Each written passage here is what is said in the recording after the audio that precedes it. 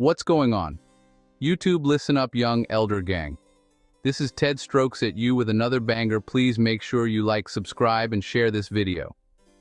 Fam, I hope this video get at least 100,000 likes in this video.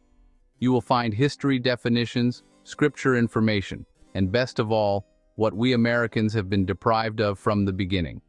The truth. Keep in mind, this content used in this video is intended for entertainment, educational, and informational purposes only, and does not constitute legal advice or opinion.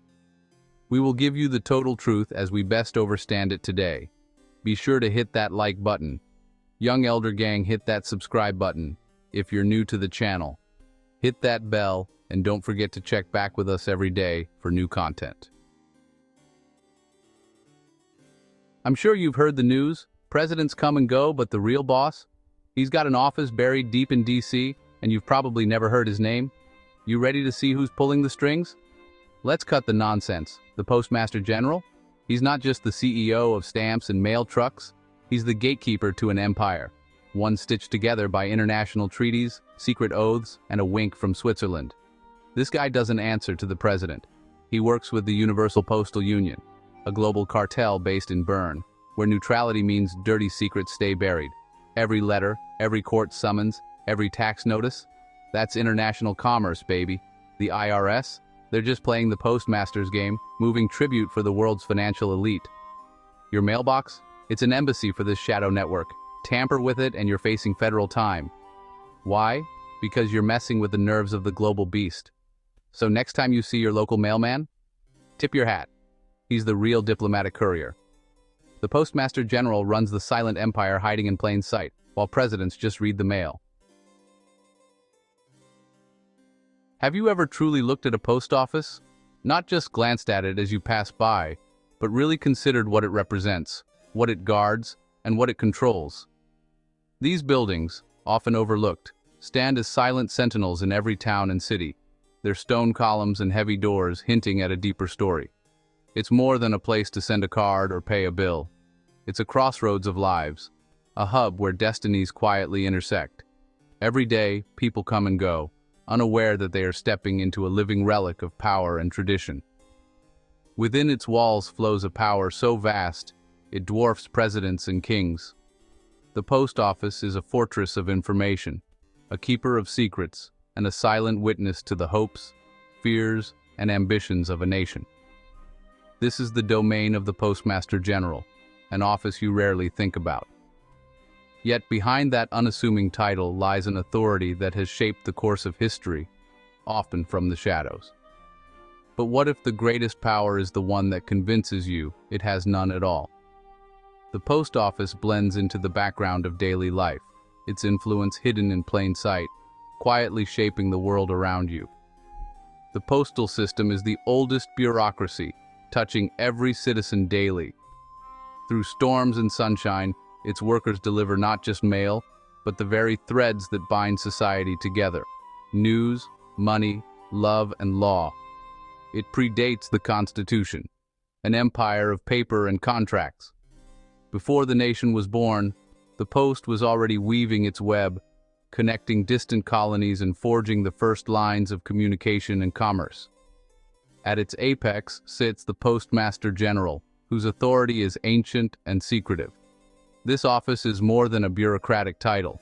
It's a legacy, passed down through centuries, cloaked in ritual and responsibility. Imagine a system that operates above the law because it is the law.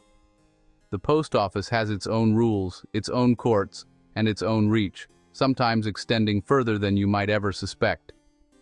The mail is the lifeblood of this hidden empire. Every letter, every package, every stamp is a pulse in a vast circulatory system that keeps the nation alive and connected. The blue mailbox on your street? It's a portal to a jurisdiction beyond your own. When you drop a letter inside, you're not just sending a message, you're entering a world governed by its own ancient codes. The story of the Postmaster General is not about politics, it's about control.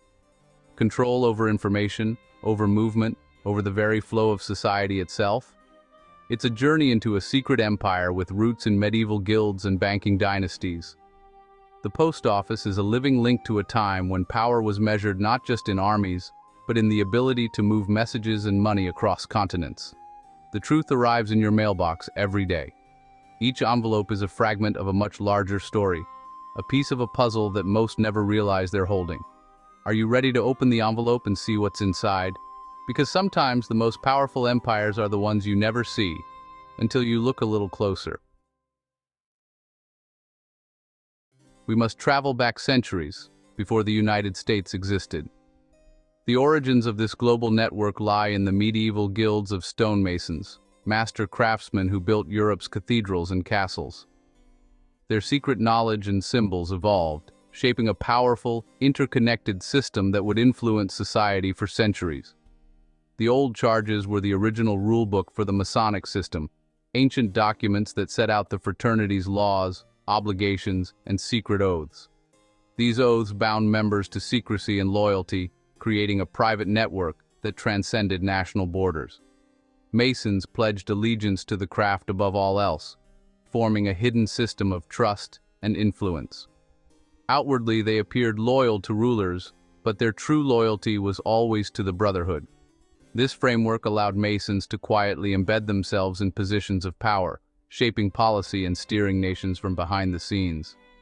The old charges weren't just guild rules, they were the blueprint for a global system of covert control. To understand the power of the post, we must travel back in time. The Knights Templar created one of the first international networks, controlling information flow. This tradition was carried on by the Freemasons, who built a fraternity transcending borders. Benjamin Franklin, a high-ranking Freemason, was the first U.S. Postmaster General. He and his brethren designed the postal system as the central nervous system of the Republic. The post office became the first manifestation of federal power, a Masonic outpost. This system was both public and private, serving the elite's interests. The Postmaster General was the Grand Master of this logistical lodge. The mail became the tangible link in an intangible chain of command. The empire of the post was born. As Freemasonry evolved, its focus shifted from building cathedrals to constructing entire nations and economic systems. Masonic architects like Benjamin Banneker, who was a Freemason, helped design the United States, not as a beacon of freedom, but as a carefully managed corporate entity indebted from its inception. The Constitution itself was a contract, placing America under international financial control. Through legal structures and debt, the Masons ensured the new nation would always serve global banking interests. Real power was won through contracts, not war. The American dream was engineered, a masterpiece of Masonic strategy. To control their global network, the Masonic architects used the postal system, with the King of Great Britain as the ultimate Postmaster General. This role wasn't symbolic. It meant overseeing global commerce, shipping, and legal jurisdiction. British Admiralty law became the backbone of international trade and even domestic courts. The postal system linked all nations, making every transaction subject to the postmaster's rules. Even after revolutions, countries remained tethered to this hidden authority. The king's postal framework quietly commanded the world's commerce and law. The real war isn't fought with armies. It's a battle for control over shipping, commerce, and legal jurisdiction. Private companies and banks compete for dominance, but all play by the same Masonic rules. From birth, you're treated as cargo. Your birth certificate is a commercial document, making you an asset in this system. You exist as a legal fiction, managed and traded by the global elite. This system reduces people to resources, governed by Admiralty law, the law of profit and control. The world is a ship, and you're part of its manifest. The true battleground is the courtroom, a neutral port where commercial disputes are settled. Courts enforce the contracts and rules set by the Postmaster General, ensuring the system always wins. You enter as a debtor, not a creditor, subject to a legal game you never agreed to play. Every nation operates within this Masonic framework, using the same contracts and legal codes. The courts don't serve justice, they serve the global system of control. Contracts are the ammunition, and you are the cargo. How do you fit into this hidden design? Most people never question the invisible framework that shapes their lives from the very beginning. But behind the scenes, a complex system is already at work, quietly assigning you a role in a much larger game. It all begins at birth, the moment your birth certificate is created. This simple piece of paper is far more significant than it appears. It's not just a record of your arrival, it's your very first contract with the corporate state, a silent agreement that most never realize they've entered. With this document, you are transformed into a legal fiction, a corporate entity that exists alongside your living self. This legal persona is recognized by governments and corporations not as a human being, but as a construct to be managed. Your name, written in all capital letters, is not just a stylistic choice. It represents a trust or corporation, a separate identity created for the purposes of commerce and control. From that moment, you become responsible for the debts and obligations of this legal fiction. Every loan, every fine, every tax is attached to this corporate entity, not your living self. This subtle shift moves you from the protections of common law to the rules of admiralty law, the law of commerce and the sea. Here, contracts and transactions rule, not natural rights. Commerce becomes the empire's engine, and corporations, unlike people, can be easily controlled, regulated, and taxed. The system is designed to keep the machinery running smoothly. Your birth certificate is quietly registered with the Department of Commerce, linking your legal identity to the world of trade and finance. This document is then securitized, bundled and traded as a bond on the international market. Your existence becomes a financial instrument, a way to back the nation's debt. In this system, you are transformed into human capital, a commodity whose value supports the financial structure of the empire. Your labor, your future earnings, all become part of the equation. The postal system is the hidden link that keeps this process moving. Every official document, every notice, travels through this network, connecting you to the machinery of the state. The post office acts as the port where your legal personhood receives its orders, quietly shaping your role in the empire's grand design, one letter, one contract at a time. From birth, you're docked into this maritime system. Your delivery from your mother's water is the legal pretext.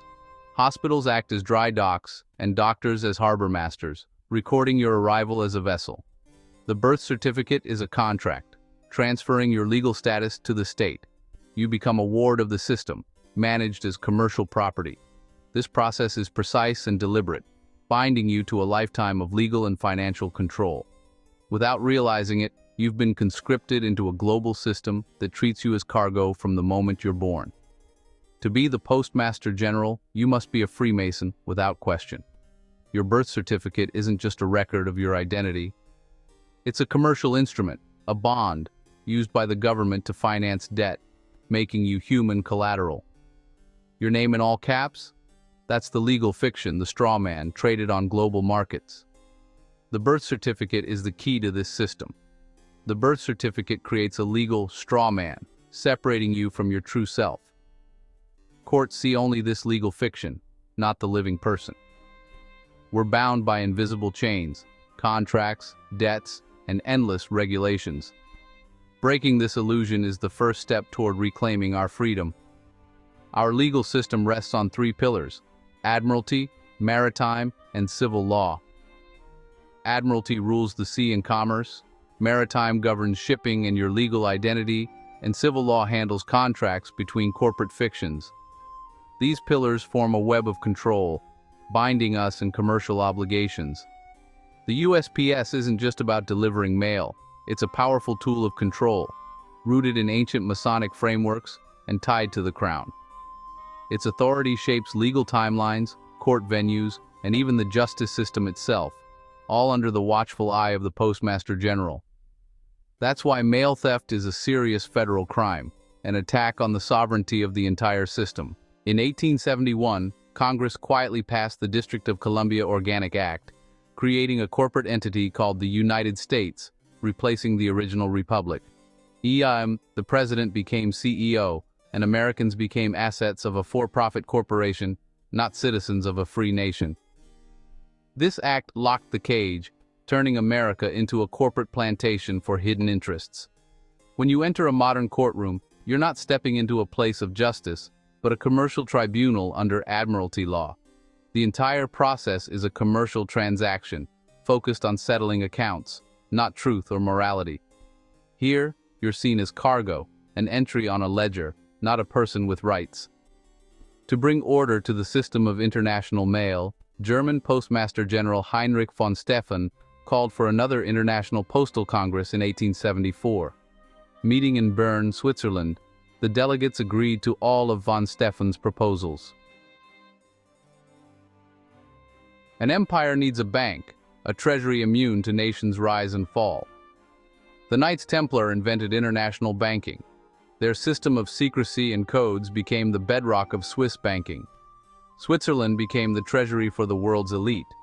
The House of Rothschild rose to become the most powerful banking dynasty. They understood the power of information and debt. They funded both sides of wars, knowing the creditor always wins. The Rothschilds became the bankers to the hidden empire. The Corsican Moors, Templars, Swiss bankers, and Rothschilds are part of the same story. It's a global financial system built on maritime law, contracts, and debt. This system powers the postal empire, turning birth certificates into debtors. Who governs the mail between nations? The Universal Postal Union, UPU. Established in 1874, headquartered in Bern, Switzerland, the UPU is a sovereign entity. It operates under its own laws, enjoying diplomatic immunity. Its treaties have the force of international law, binding every member nation. The Postmaster General is a high-ranking official within this global framework. The UPU sets rules for international commerce and exchange. It operates under admiralty and maritime law, viewing mail as cargo. The world is seen as a global port, with people as ships and cargo. The Postmaster General's allegiance is split between public government and the UPU. The UPU is the ghost in the machine of global governance. It is the quiet, efficient government of the world, hiding in the post office. Step inside a courthouse. Its design echoes maritime law. The courtroom is a vessel, the judge, its captain. The flags with gold fringe signify maritime jurisdiction. You enter this jurisdiction when you answer to your name in all caps. The proceeding is about settling a commercial account, not justice. The postal system connects you to this courtroom. The mail brings your legal vessel into the court's harbor. By accepting the mail, you agree to the jurisdiction. The legal system administers the bankrupt corporate state's assets. The Postmaster General's empire touches every aspect of this process. Courts enforce contracts delivered through the mail. The courtroom is a commercial tribunal judging your legal fiction. Why is tampering with mail a federal crime? It's more than privacy protection. It's an act of rebellion against the Postmaster General's authority. Mail is a legal instrument, a commercial order. The mail carrier is a serving officer of the commercial court. Interfering with mail disrupts the chain of command. Federal jurisdiction over mail is absolute.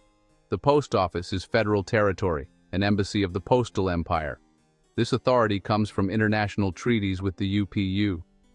The mail's sanctity is crucial for commercial governance. The system values its paper-based command structure over physical safety. Tampering with mail is a crime against the global banking syndicate. The empire communicates through symbols, not plain language. The gold-fringed flag in courtrooms signifies maritime jurisdiction. Maritime law governs money and commerce, treating people as cargo. The Postmaster General is linked to the Crown Temple in London. The Crown Temple is the command center for the global legal system. The Postmaster General acts as an agent for this system. They are linked to the Vatican, claiming ownership of the world. Vatican City, the City of London, and Washington, D.C. form a ruling trinity. The postal system is the manifestation of this power.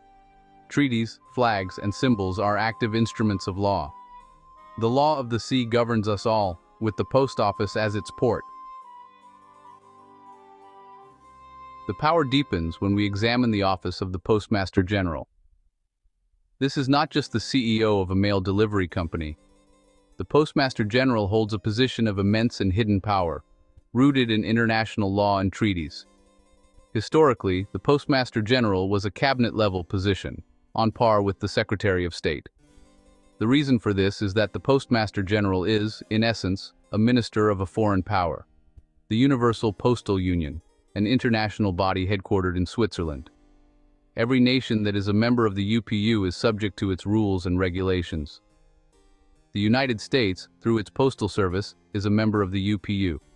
This means that the Postmaster General operates under international treaty law, which can supersede domestic law. This office serves as the bridge between the domestic population and the international system of commerce. The Postmaster General is the administrator of all contracts, agreements, and commercial transactions that pass through the mail. This includes the tax notices sent by the IRS, which are commercial presentments governed by these international rules. The Postmaster General is, in effect, the gatekeeper for the global financial elite. This international connection is the key to understanding how a supposedly domestic agency like the IRS can operate as a foreign agent. It uses the postal system, governed by international treaty, to enforce its claims. When the IRS sends a notice, it is engaging in an act of international commerce, administered by the Postmaster General on behalf of the UPU and its principals. These principals are the same international bankers, the same Crown Corporation, the same Vatican interests that benefit from the system of tribute. The postal system is the logistical arm of their global empire. Your local post office is an embassy of this foreign power. The mail carrier is its diplomatic courier. Every piece of mail with a zip code is a package being shipped within this international jurisdiction. The Postmaster General is not your public servant. He is the overseer of this vast commercial network, ensuring that the tribute flows smoothly and efficiently from the American people to the unseen masters of the web. The power is hidden in plain sight, concealed within an organization you trust and use every single day. The web of power is global, and its strings run directly through your mailbox. From birth, we're entered into a system built on deception. Our birth certificates become commercial instruments, turning us into assets for the state. We're tracked, taxed, and treated as property, not people. In court, we're seen as legal fictions, not living beings, just part of a global system that values control over freedom. The old Masonic postal empire was built on a foundation of contracts, and that all contracts were based on one thing: grammar. We learned that the post office was the central point of control for all corporate government structures. Every business, every LLC, every entity filed with the Secretary of State was ultimately paying a fee to the post office for the right to exist. But they discovered a critical weakness. They caught the post office in a state of bankruptcy. According to the fundamental laws of contracts, a bankrupt entity has no capacity to contract. It has no rights. The entire chain of authority was broken. Their most audacious move came in 1999. They knew that the ultimate symbol of a nation's sovereignty and the basis for all its contracts was its flag. The flag of the United States, however, was tied up in the same bankruptcy as the post office. Its legal authority had expired. We've journeyed through a hidden history of control, a narrative woven through time, often overlooked yet ever present. This journey reveals the intricate tapestry of power that has silently shaped our world. Medieval guilds and secret societies laid the groundwork for a global system, crafting the foundations of influence and authority that persist today. These clandestine gatherings were the seeds of a vast network that transcends borders and eras. Birth registration turns a soul into a commercial asset, a transaction that marks the beginning of one's journey in the economic machine. This transformation is subtle, yet profound, embedding individuals into a system of commerce from the very start. Power flows from the Templars to Swiss banks and Rothschild boardrooms, a lineage of influence that has evolved yet remains rooted in ancient traditions. These institutions are the modern-day fortresses of financial might. The UPU is the world's quiet government, the courtroom a commercial vessel navigating the seas of international law. It operates silently, yet its reach is vast, influencing global commerce and communication. The post office is the most visible yet invisible arm of the hidden state, a ubiquitous presence that connects the world while concealing its true power. It is both a messenger and a gatekeeper. The Postmaster General is a governor in a global system, wielding authority that extends beyond mere mail delivery. This role is a linchpin in the network of control, bridging nations and empires. His power comes from ancient laws and international treaties, documents that have shaped the course of history. These agreements are the silent architects of the world order, binding nations in a web of obligations.